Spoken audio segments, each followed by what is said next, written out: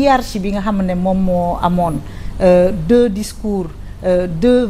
deux visions affaire bi dem ba nekk une dualité ak conséquences yi mu am ces 10 derniers mois dans la gestion des affaires publiques ministres yi gisatu leen kenn ci plateau yi ñëpp daw nañ ci plateau yi parce qu'ils ont peur qu'on les contraigne et qu'on les oblige de prendre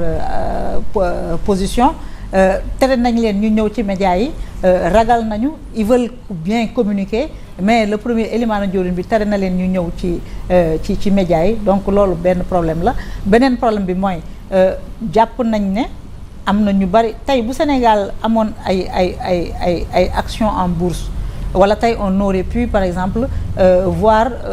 les obligations du Sénégal yéeg nañu parce que les obligations du Sénégal da daan connaître une décote violente à chaque fois que le Premier ministre prenait la parole pour s'attaquer aux partenaires techniques et financiers du Sénégal pour s'attaquer aux puissances étrangères tey Diomaye dina teg Premier ministre boo xam ne dinañu duggaat ci li nga xam ne moom mooy l'orthodoxie Sénégal li ñu xamee Premier ministre c'est infusible il est là à la disposition du président de la République pour mettre en œuvre la politique qu'il a définie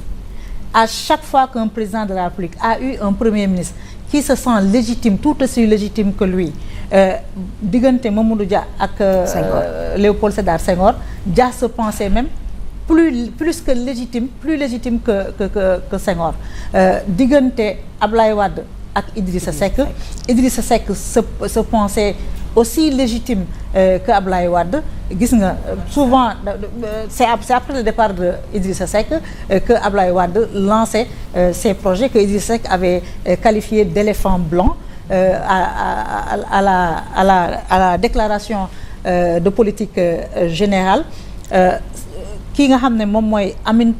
Macky Sall ak Abdou Mbaye c'est pas question de légitimité xëy na c'est un mariage qui n'a pas duré parce qu'à un moment donné les orientations économiques nuruwuñu ko woon Macky Sall ak Aminata Touré a fait 9 mois Aminata Touré a dit on accélère la cadence mais la cadence n'avait pas accéléré donc et diggante Diomaye ak ki nga xam ne moom mooy Ousmane Sonko à chaque fois bu ñu dundee situation yooyu le président de la République va avoir du mal à présenter un bilan pour man ce sera un combat politique apaisé ce sera politiquement nag très frontal politiquement très coriace mais li fi amoon 2024 diggante 2021 ak 2024 gëwuma ne ndax dina fi amati te it gëwuma ndax sénégalais yi après tout ce qui s'est passé que parewaat nañu pour ay xale di wàcc dans la rue di xeexal des hommes politiques yoo xam ne ba ñu accéder ci pouvoir dañ leen commencer snobé naan seeni appel dafa bari mënuñu di leen jël wala di wax ak ñoom fu ñu toll des Sénégalais ont perdu la vie des mères ont perdu leurs enfants pour man le grand débat de la sensibilisation c'est de faire comprendre à ces jeunes-là que une conquête politique se fait pacifiquement que l'élection c'est l'épilogue d'une conquête politique que nul ne doit donner sa vie à un homme politique quels que soient les idéaux yu mu mën di défendre et je pense que sur ce point-là beaucoup de Sénégalais ont compris la leçon donc li fi amoon gëwma mu amaat fi maintenant lii ça va sonner comme une libération je pense que il était temps que la décision que le président de la République ait le courage de prendre cette décision-là parce que dem nañu ba remarquer ne moom ak premier ministre am bokkatuñu ay orientation kër mënul am ñaari kilifa un président de la République du am kilifa la politique est le cimetière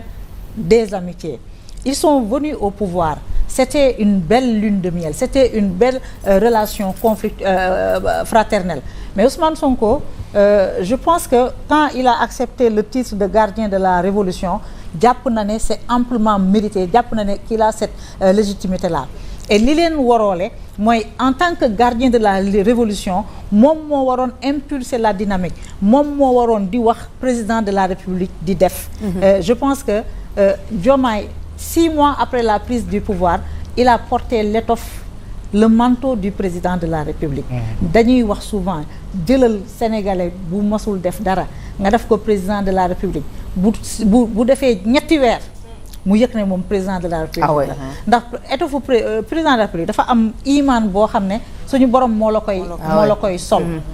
dafa am aussi yëkkati boo xam ne suñu borom moom moo la koy yëkkati. un président de la République mënul am grand. un président de la République mënul am kilifa. je pense que foofu noonu dès le départ. Dès que les premières frictions ont commencé Ousmane Sonko moo waroon na réaliser ne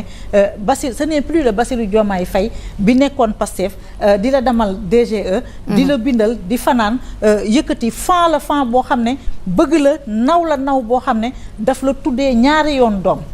et quand les frictions ont commencé ñu jëlaat doomam tuddee ko la maman du premier ministre loolu yëpp waroon na tax mu apaisé et loolu c'était un signal qu'il lui donnait. Il lui rappelait que li ñu boole moom moo ëpp li nga xam ne moom moo ñu féewale. loolu ma erreur Ousmane Sonko c'est de penser que moom mooy wax buy wax il fait pas référence au président de la République. Il dit mon gouvernement j'ai décidé j'ai donné l'ordre au ministre de l'Intérieur de mater nu mu tudd que les policiers entrent dans le campus pour régler ce problème-là. moom day wax comme un président de la République parce que moom il se sent comme un président de la République. Il a de l'autorité noonu la ko yàlla bindee. beneen erreur bi nga xam ne aussi ñoom Pastef def nañu ko dañoo waroon continuer di ràbb di accompagner Bassirou Diomaye Faye waruñ ko woon teel a lâcher après l'épisode de juillet et le président à un moment donné il a senti le besoin de mettre en place une coalition de nu mu tudd delloo njukkal ñoo xam ne leur apport financier et électoral et logistique a été conséquent je dirais pas déterminant mais il a été conséquent. Ensuite le premier ministre quand il a décidé que lu amati dina génn wax ci biti du démissionner loolu tamit bokk na ci li envenimé situation bi et déclaration bi mu def démb sur les fonds politiques loolu ça procède de sa volonté de vouloir montrer aux Sénégalais man kat dama tegu ci rupture bi man kat lii laa xalaat ne moom mooy yoon bi Bassirou Diomaye Faye bëggul bàyyi fonds politique yi ay jabaru Bassirou Diomaye Faye président de la République def na fondation man d'accord ma fondation bokkul woon ci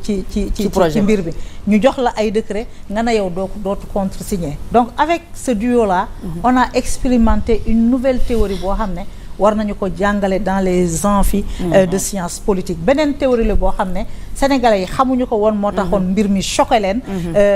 ñu bari tey le départ de Ousmane Sonko peut permettre à Diomaye de maîtriser son effectif de mettre en place un gouvernement boo xam ne dinañu gaaw pour prendre en charge les priorités des Sénégalais mais tamit di ngeen seetlu gis na ci kanam léegi ngeen dégg ne FMI signé na programme amiin waay les choses vont bouger léegi ngeen dégg ne FMI signé na programme léegi ngeen dégg une visite officielle de Emmanuel Macron mi ngi koy rappelé démb rek mi ngi koy wax léegi ngeen dégg une visite officielle de Emmanuel Macron Sénégal dafa mës a déggoo ak France ba ñuy déggoo ak France mosoo gis États-Unis génne une liste noire boole ñu ci aujourd'hui liste noire bu génn États-Unis boole ñu ci le FMI toujours est dirigé par un Français France moo am kàddu FMI léegi nga gis ñu signer un programme avec le FMI et puis il faut que le gouvernement fasse une communication